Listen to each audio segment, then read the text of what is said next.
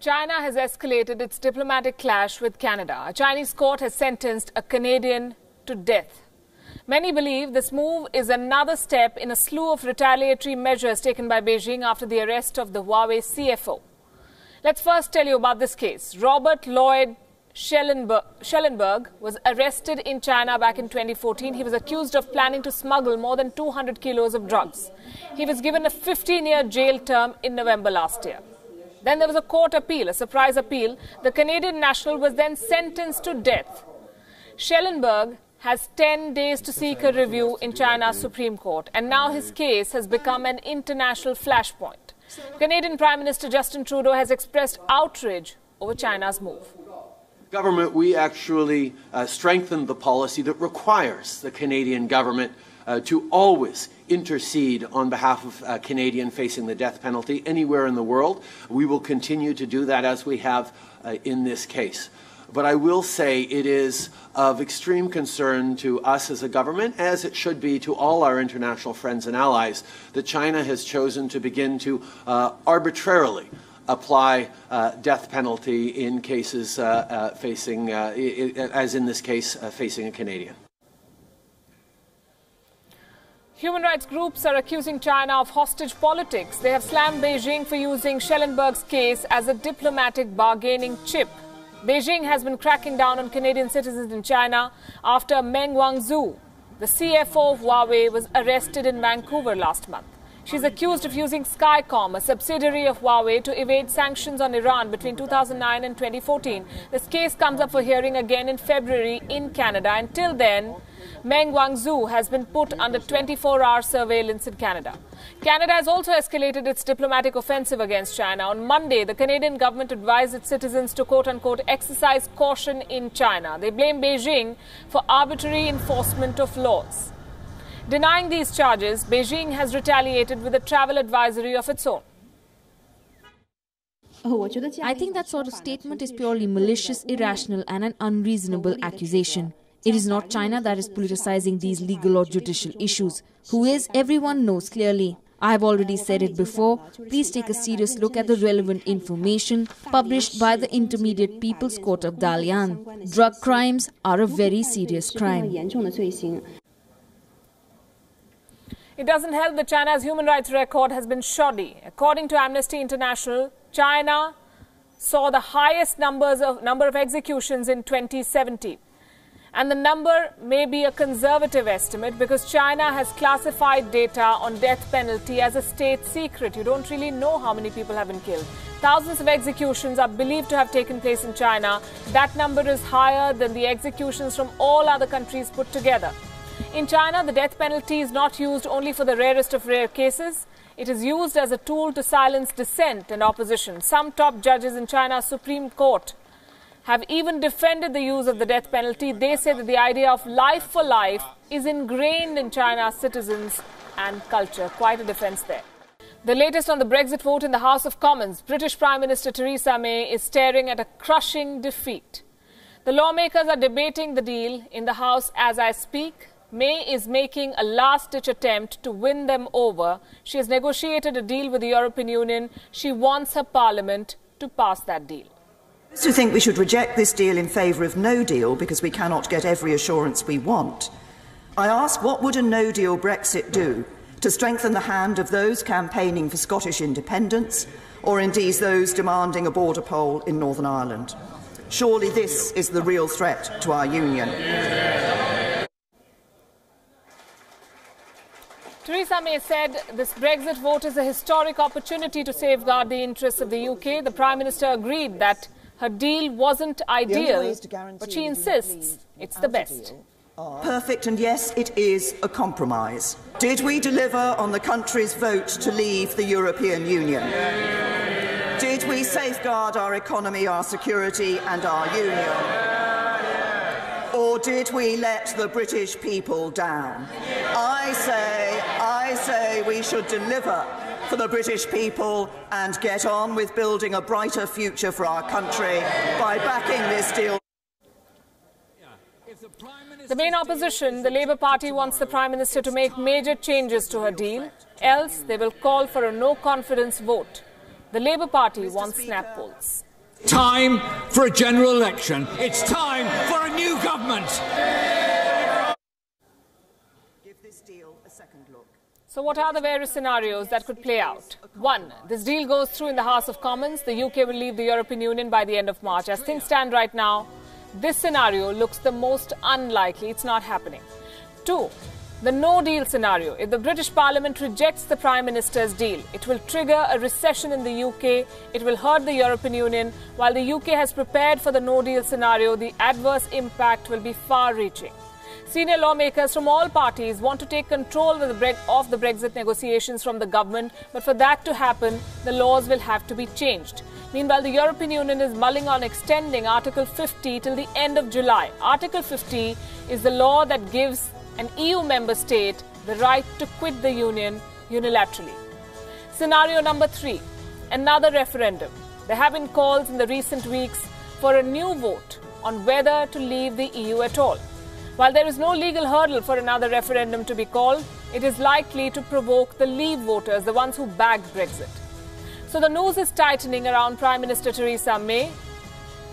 She will be looking at the scale of the defeat more than the result itself. The defeat, they say, is a foregone conclusion. If the margin of defeat is small, then May will ask the European Union for more concessions. She will seek a second vote.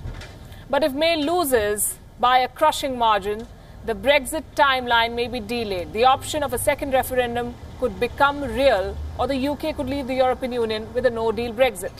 Theresa May is vehemently opposed to another referendum. She calls it a betrayal of British democracy. Remember, Westminster has never rejected or walked back on a public referendum so far. Theresa May needs the votes of 320 out of 639 lawmakers. She is expected to get only 200. A significant number of her own Tory colleagues have publicly vowed to vote the deal down. Democratic Unionist Party of Ireland, which has 10 members, is opposed to this deal. All Labour Party lawmakers, barring 4, are opposed to this deal. So the passage of the Prime Minister's deal is highly unlikely. But rejection will have huge ramifications. It could set off a period of economic chaos, policy paralysis, and seriously hurt trade flows and basic services from and to the United Kingdom. Prime Minister Theresa May's political future also depends on today's vote. If she loses, she could go to Parliament with another deal. But if it's a bad defeat, then she could resign. If she does resign, it would trigger a contest within the Tories to replace her. If Labour calls for a no-confidence vote, as Jeremy Corbyn has been threatening, then it could mean two things for Theresa May, the Prime Minister. If Labour proves majority, then it will take over the government without an election. If Labour does not prove majority, then it's back to the ballot for Britain. Quite a big day for Theresa May, the United Kingdom and the European Union. And to discuss more on the Brexit vote and its ramifications, I'm joined by Catherine Drew, Wion's correspondent from London. Good evening, Catherine. Lots of possibilities. Is Theresa May's defeat a foregone conclusion here? It is looking that way, indeed. Various estimates put the number of the defeat between, Downing Street is saying, between 50 and 80 of the Conservative MPs. Other sources say that it could be anything up to 200. And don't forget, they will join forces with the Labour MPs, the DUP, the Liberal Democrats, all the parties that are arraigned against Theresa May's Brexit agreement plan. So it could be quite a substantial defeat. And as you were mentioning, it really is the scale of the defeat which is being watched for now. If, as you mentioned, it is only rejected by 60 or 80, I mean, it's strange to be saying only because obviously that's a substantial number and historic, it could be a historic defeat, then it may be that she starts tinkering with the plan. We've already heard in this last day of debate from the Attorney General Geoffrey Cox, who confirmed that Theresa May's plan B, and she's been given 3 days to return with a plan B by MPs, that her plan B is very much to have another go at forcing this deal through. And the question remains, could she win any further concessions from the European Union? That could be vital. So a lot of options on the table. What Theresa May will need to do first thing is to come up with her plan B. Many who oppose this agreement fear that plan B could look an awful lot like plan A. What about a fresh election, a snap election that the Labour Party is threatening? Is it just a threat at this point? Well, it's Labour Party have been saying for some time now that they will table a motion of no confidence in the government. That could come as early as tonight. It could potentially be voted on tomorrow. However, even though the DUP, that's the junior party which props up, it's from Northern Ireland, it props up Theresa May's government, only has 10 or 11 MPs. Even though they are vehemently opposed to her Brexit plan, they are opposed to a general election. Most Conservative MPs, even though they oppose Theresa May's Brexit plan, they do not want their seats up for grabs. So even if Labour does table an amendment, table a no confidence motion in the government, they're unlikely to win it. They could win it, it's a possibility, but the numbers look against them. So it could be that that threat comes and then subsides as Theresa May continues to plough on with her Brexit plans. It's week 4 of the US government shutdown and the stalemate continues. Donald Trump has rejected a call from his own Republican Party to temporarily reopen government agencies. Well, that was a suggestion that Lindsay made, but I did reject it, yes. I'm not interested. I want to get it solved. I don't want to just delay it. I want to get it solved. Nearly a quarter of federal operations have been shut down for the last 25 days. President Trump is adamant on funding the border wall. He wants the money from the Congress, but the situation on the ground is grim. Farmers have been hurt badly as loans and farm aid have been delayed. More and more airport security screeners are not turning up for work, while transportation security workers are working without pay. The industry that's bearing the brunt of the shutdown the most is aviation. Workers say the shutdown has affected air travel and safety. They sued the government over the last week for frozen pay. Every day we are missing workers who are discouraged to come to work because they aren't getting paid. So that creates an effect where we have to do triple the work in order to get the job done. The only comment I have is, Mr. President, please end this shutdown. Aviation safety matters just as much as border security. Our people are hurting and we need to get back to work. Now, airports are getting hurt too. Understaffed security checkpoints have meant delays for air travelers. Airports have shut terminals. Some have stopped screening facilities and security lanes. The result is this. The average waiting time, for instance, at the Atlanta airport used to be half an hour. Now it's 3 hours. The shutdown is costing the economy as well. One estimate says the loss is $100 million per day. And guess who else is feeling the heat because of this shutdown now? It's the president himself. There's a staff crunch at the White House, so much so that Donald Trump was forced to order burgers, pizza and fries for his guests. What do you do when mom and dad are not around to cook and you have unexpected guests? Well, you order. That's exactly what US President Donald Trump did when guests came calling at the White House. And guess what? He paid for it too. We have pizzas, we have 300 hamburgers, many French fries, all of our favorite foods. I want to see what's here when we leave, because I don't think it's going to be much. The reason we did this is because of the shutdown. We want to make sure that everything is right. So we sent out, we got this, and we have some wonderful people working at the White House. They helped us out with this. Normally, the White House chefs would have served a much fancier platter in the state dining room. But this time, the silverware was full of great American soul food thanks to the staff crunch at the White House due to a partial US government shutdown. In fact, had it not been for the great American fast food giants, Trump was all set to get the First Lady to cook up a storm in the White House kitchen. So I had a choice. Do we have no food for you? Because we have a shutdown. Or do we give you some little quick salads that the First Lady will make along with the Second Lady? They'll make some salads. And I said, you guys aren't into salads. Or do I go out, Lindsey Graham and Tim Scott, do I go out and send out for about 1,000 hamburgers, Big Macs? So we actually did. We bought 1,000. Burger King, all American companies. Burger King, Wendy's, and McDonald's. We have Big Macs, we have Quarter Pounders with cheese, we have everything that I like, that you like. And I know no matter what we did, there's nothing you can have that's better than that, right? The feast, though, turned out to be a happy one for the visiting Clemson Tigers, winners of the US College Football Championship. They binged on their favorite food. Bureau Report, Wion, World is One. What happens when a government cannot control widespread protests for more than 2 months? In some cases, there's a clampdown. In others, there's a concession. In France, there's a national debate. President Macron has launched what he calls the national policy debate. Over the weekend, the French president penned an elaborate letter to begin a 3-month-long consultation process that begins today.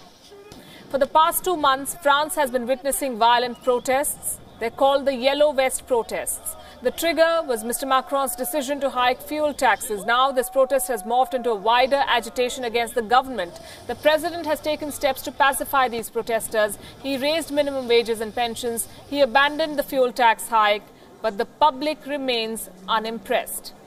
They say the Macron government is arrogant and out of touch with reality. Pour les calmer, il faudrait déjà que le président de la République soit un petit peu moins arrogant et soit un petit peu plus proche du peuple. Je pense que pour le moment, il est quand même très loin et qu'il a donné beaucoup d'espoir, mais qu'en fait, il ne tient pas du tout ses paroles et qu'il est beaucoup trop loin du peuple. Tout ce qu'on a pu lui demander jusqu'à présent, il n'écoute pas.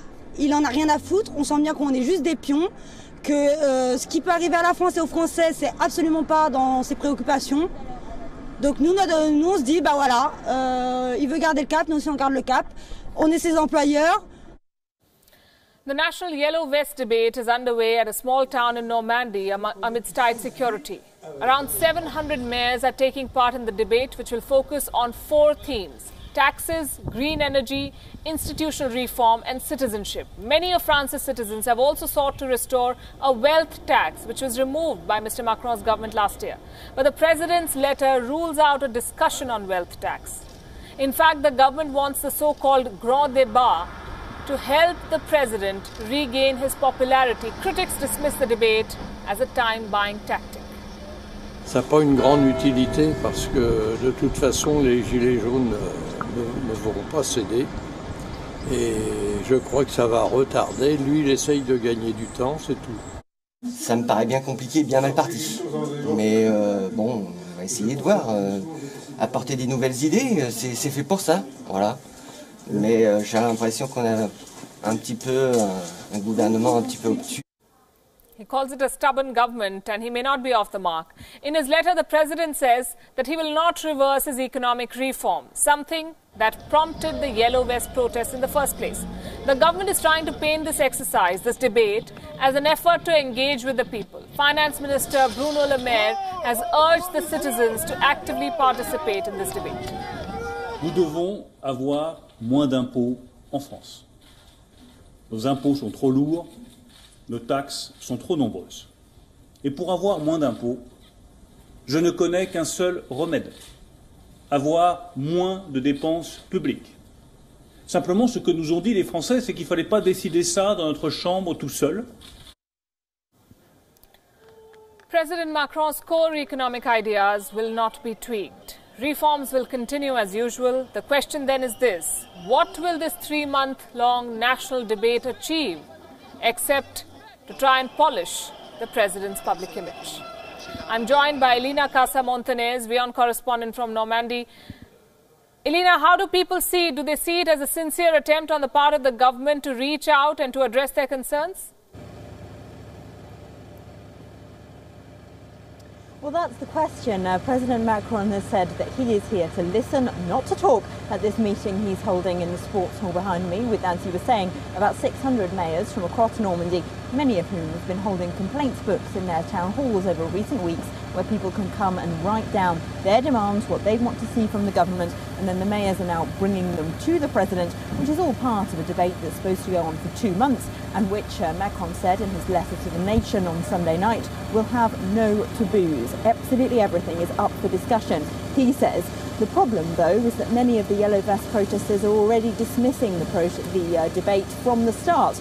We interviewed some this morning who turned up here to protest, and they said, we think the president has already decided what he wants to see from this national debate. They noted that in his letter to the French, he ruled out U-turning on certain signature policies of his, like a wealth tax that he controversially scrapped last year, which many Yellow Vest protesters would like to see re-established. So they're saying that he's just looking for a rubber stamp in order to go ahead with policies that he would have supported anyway, and that they don't want to participate in this debate because they don't believe they'll really be listened to.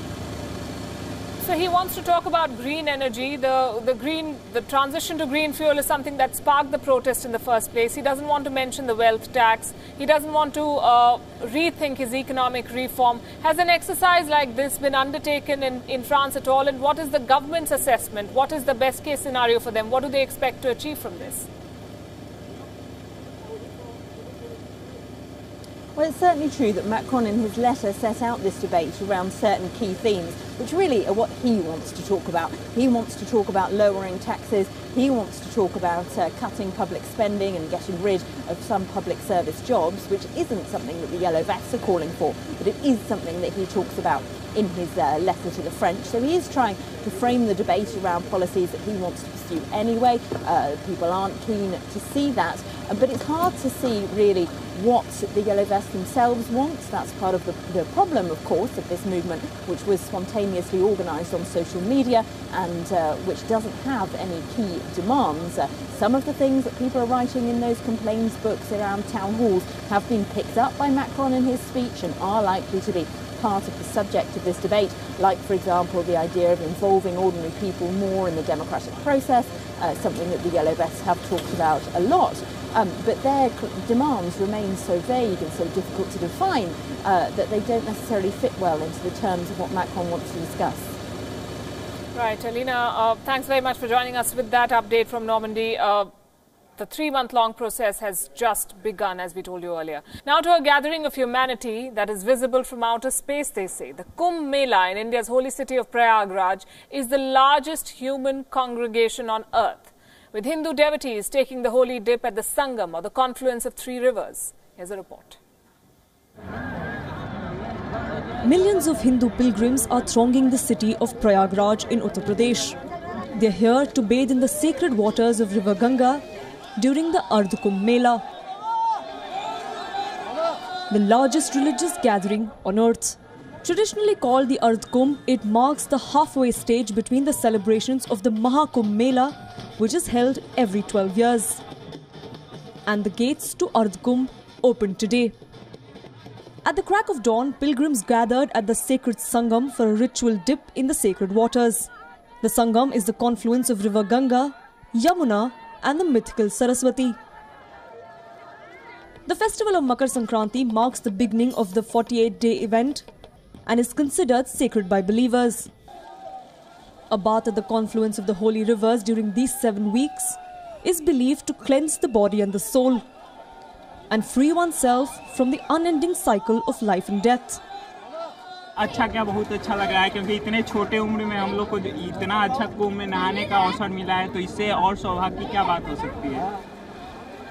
Naked, dreadlocked holy men smeared in ash and sears clad in saffron robes wander the streets of the city, offering blessings to pilgrims who have travelled from every corner of the country.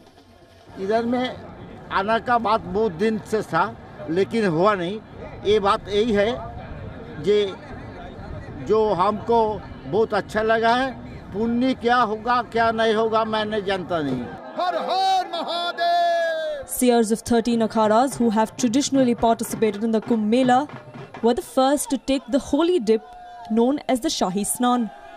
The Uttar Pradesh state government has left no stone unturned to ensure that this event is a big success. From street art to top-of-the-line tents, the streets of Prayagraj are a riot of lights and colours. The state has also deployed nearly 30,000 police personnel to oversee crowds and prevent stampedes that have marred previous such gatherings. The last major gathering in Allahabad in 2013 drew 120 million devotees, with 30 million plunging into the holy waters on a single auspicious day. The Ardh Kumbh will reach its culmination on March 4th. Until then, the world watches a human congregation like no other. Bureau Report, World is One.